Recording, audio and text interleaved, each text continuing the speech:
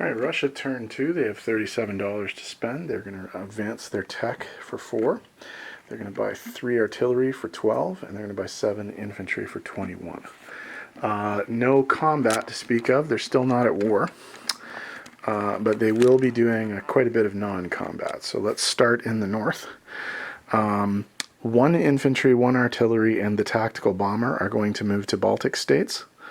They're also going to move all of the forces in Belarus to the Baltic states. So that's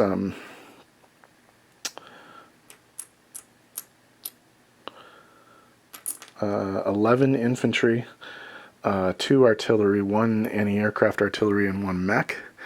They're also moving from Western Ukraine the tank and the mechanized infantry into the Baltic states.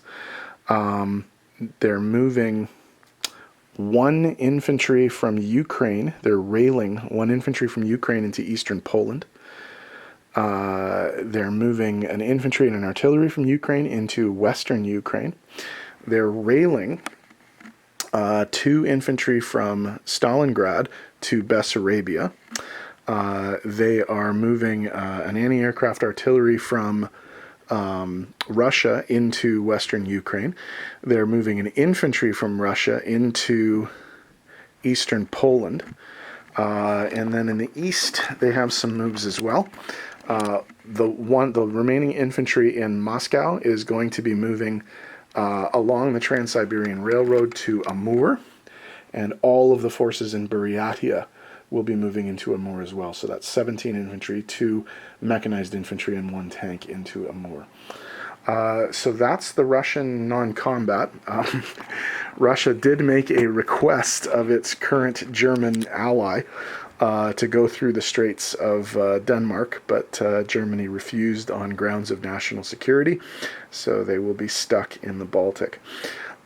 So let me tidy up the board and we'll come back with placements and money.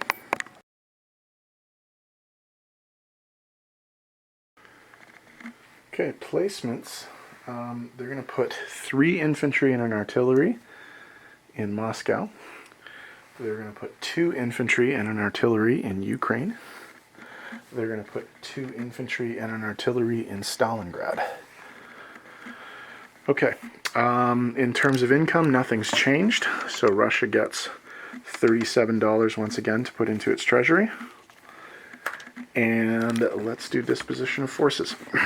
Starting in the north.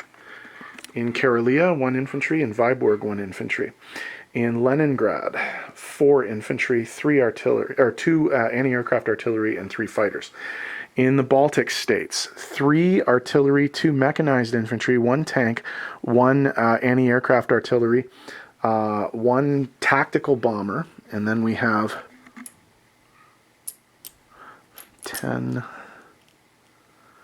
13 infantry. In terms of Navy, there are 3 naval units on the board, a submarine in Sea-Zone 125, and a submarine and a cruiser in Sea-Zone 115. All right, moving down into the southern part of Eastern Europe, 3 infantry in eastern Poland, 3 infantry in Bessarabia, 2 infantry and an artillery in Ukraine, 2 artillery, 1 anti-aircraft artillery, and 6 infantry in western Ukraine. In Stalingrad, 2 infantry and an artillery. In Moscow, 3 infantry and an artillery. And then all the way out in the east here in Amur, all of the Siberian forces are concentrated. There's 1 tank, 2 anti-aircraft artillery, and now 19 infantry. So that's Russia turn 2, and Japan's up next.